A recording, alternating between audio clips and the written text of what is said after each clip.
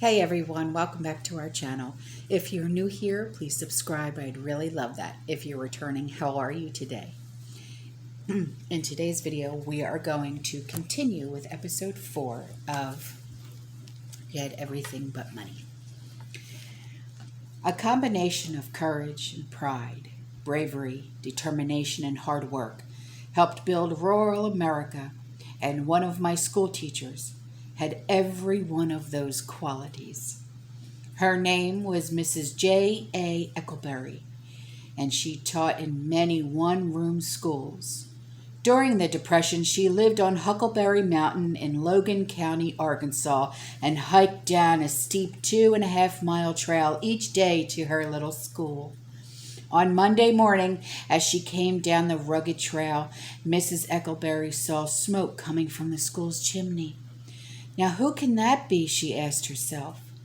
She opened the schoolhouse door and was greeted by a shy, embarrassed man, his pregnant wife, 2 small children, and a grandmother.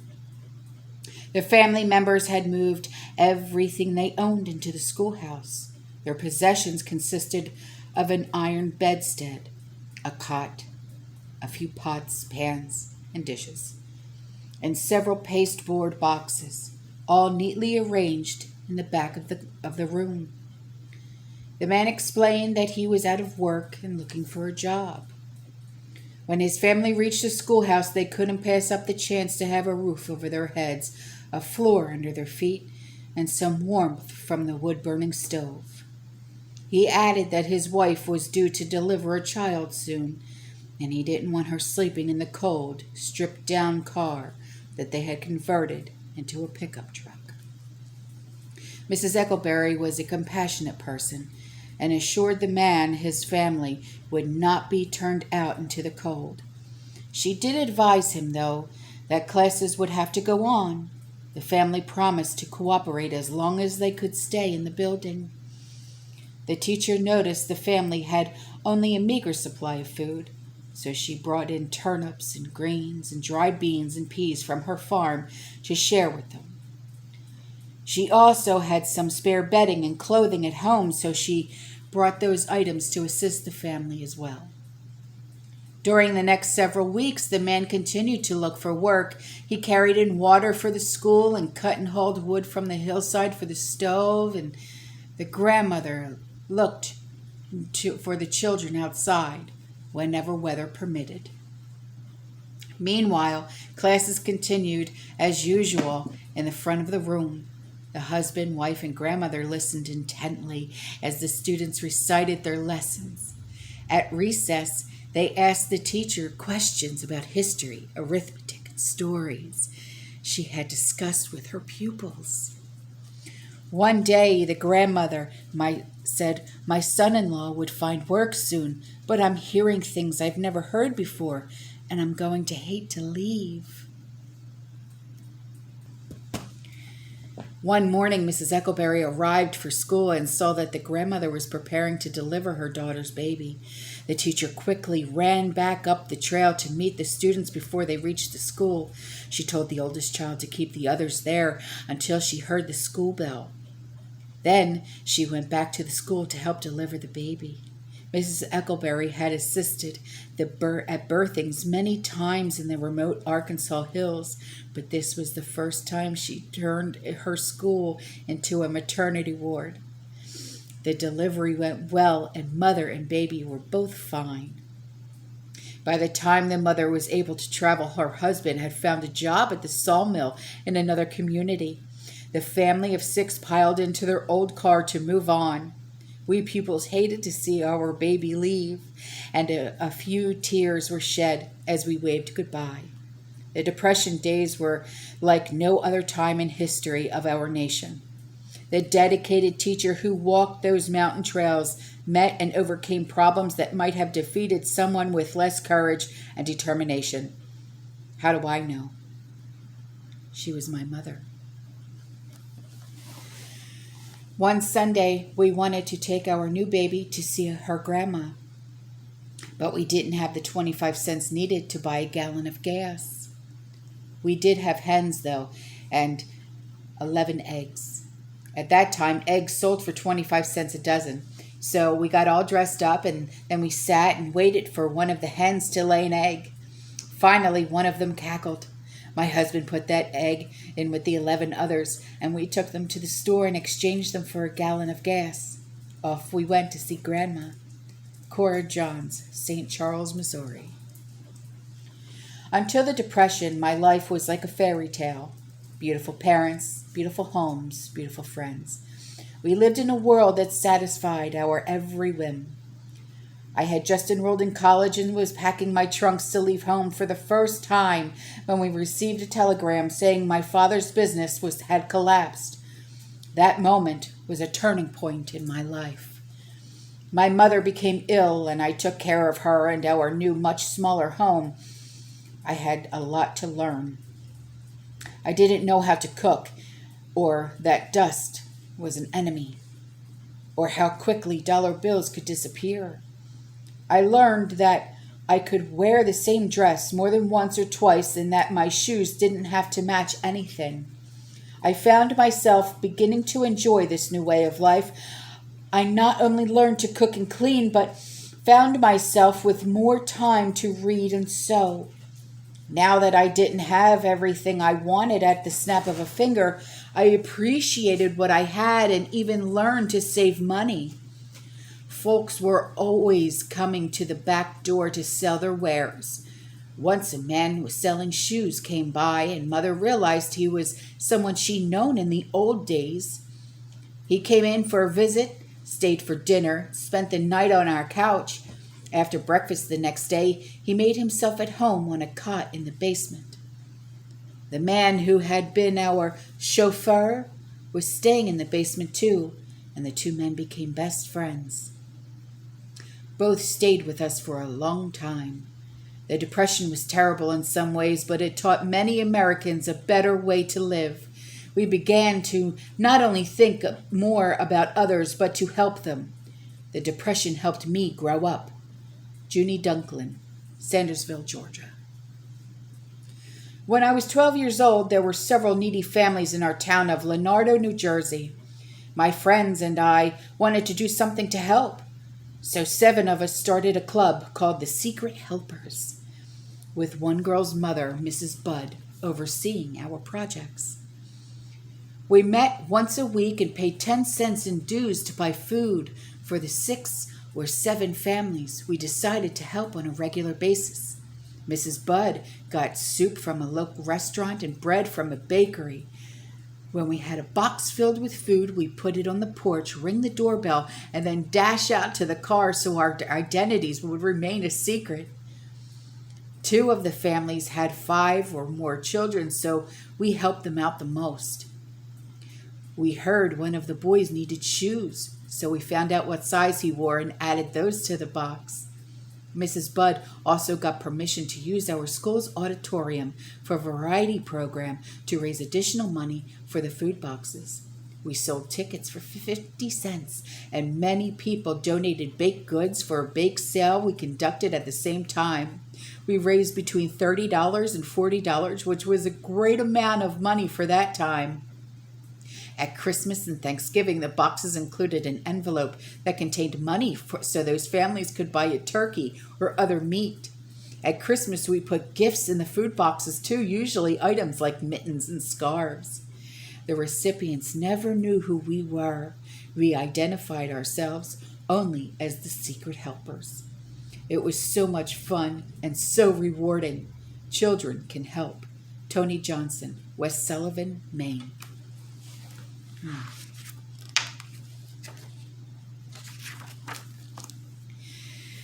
The day the bank closed in Spencerport, New York, is one that I will never forget. Word travels fast in a small town, and my husband heard the news early in the day. We had just ordered $200 worth of gasoline for our little service station the night before, and we wouldn't be able to write a check to pay for it. We had only $60 in cash drawer, and the gas tanks were empty. We were out of business. Customers pulled in for gas, but Harold had to turn them away. Neighbors stopped by to offer their sympathy. We thought we had hit bottom, but that's when fate sent us a miracle. A man who owned a successful insurance business in town pulled up to one of the empty pumps. "How did it get you, Harold?" he asked sympathetically. "About the same time it did everyone else, I guess," my husband replied.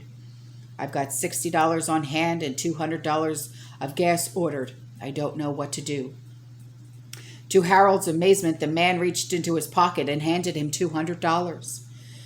"Here, young fella," he said. "Take it. Pay me back whenever you can." The gas was delivered and Harold paid for it, and we were back in business. In fact, we were the only station in town that had gas. Cars lined up all the way down the street for a turn at the pumps. Harold was so busy that I had to come in to help out. We were forever grateful to the Good Samaritan who helped us. After we repaid and thanked him, we just laughed. "I pulled money out of the bank just in time," he said. "Otherwise, all of us would have run out of gas." Elma Wright Wenson, Tavares, Florida. The banks in Stanley, Kansas, closed on March 5th, 1933. It was a blow for all the adults, of course, but it was also devastating to our senior class. That same day, our class pins and rings arrived at the post office, COD, and all the money to pay for them was in the bank. Many people in the community were concerned about our plight, but since they didn't know how long the banks would be closed, they were hesitant to help. The situation was so uncertain that even taking up a collection was out of the question. With the encouragement of our class sponsor, G.W. Lindbergh, we decided to wait. We knew our postmaster would hold the package as long as postal regulations would allow. Maybe the banks would reopen in time. One morning we arrived at school and were supposed to find our pins and rings were waiting for us. We were delighted, but since the banks were still closed, we wonder how they'd gotten there. Much later, we learned Mr. Lindbergh had cashed his insurance policy in to pay for them. Some of us may have forgotten the whereabouts of those pins and rings today, but we will never forget Mr. Lindbergh. Florine Boehm, Fontana, Kansas. My memories from the Great Depression are of unbelievable love, courage, and sharing. I was too young to work. You had to be 16 to get a work card, but old enough to know what was going on. My daddy lost his job. What little he had saved in the bank was gone, and our home was scheduled for a sheriff's sale. Wow. We moved out that night after the sheriff's sale went on the front door. Daddy said that if we stayed into the day of the sale, we'd lose everything we had left in the house. My parents went into the city on a trolley car and found us a little house to rent for $20 a month. I was enrolled in the National Youth Administration program, which provided job training for youths and part-time jobs for needy students. I stayed after school and worked in the building, doing whatever needed to be done. And once a month, I received a small check from Washington. This was intended to pay for books and other school expenses and to encourage our parents to keep us in school.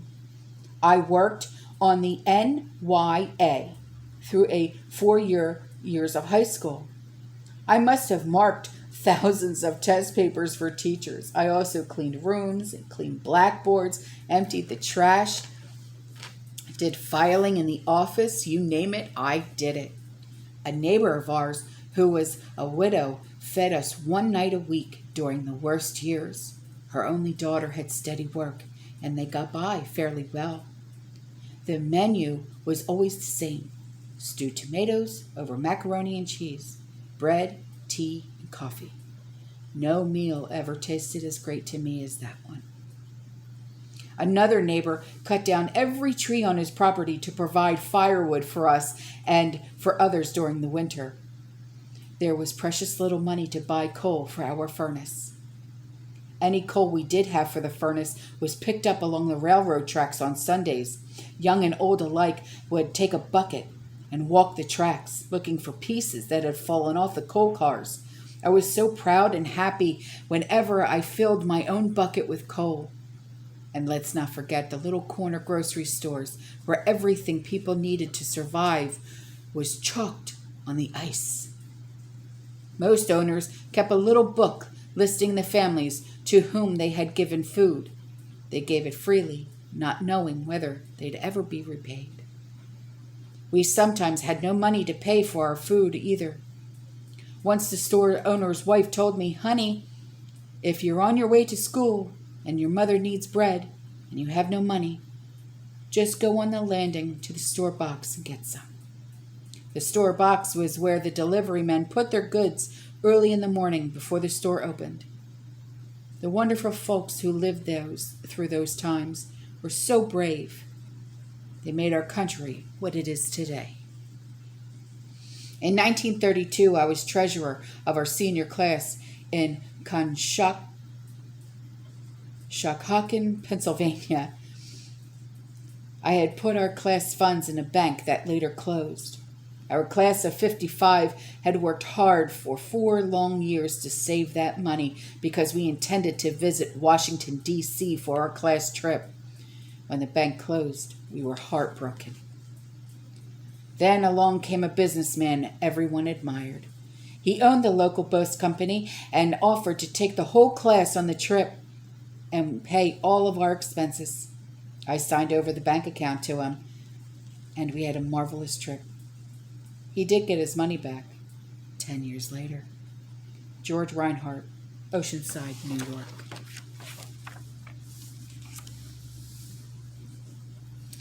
I like the Depression. No more prosperity for me. I have had more fun since the Depression started than I ever had in my life. I had forgotten how to live and what it was meant to have real friends and what it was like to eat common everyday food. Fact is, I was getting a little too high on fat.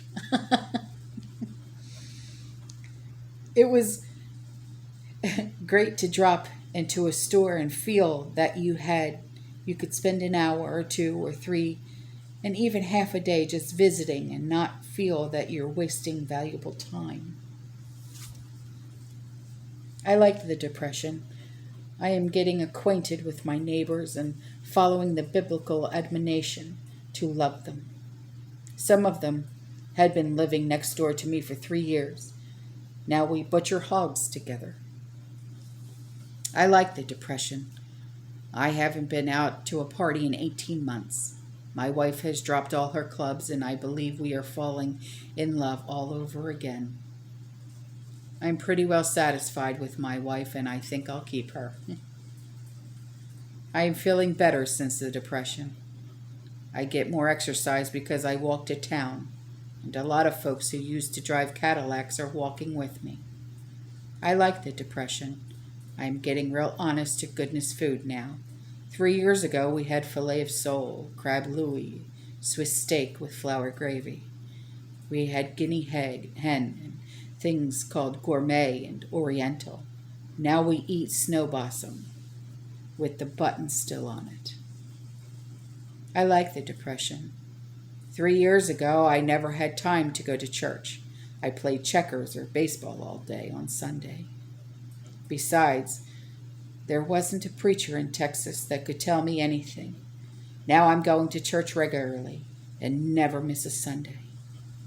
If this Depression keeps on, I will be going to prayer meetings before too long. Oh yes, I like the Depression. Wow. Some things in life just must be experienced for one to truly grasp their meaning.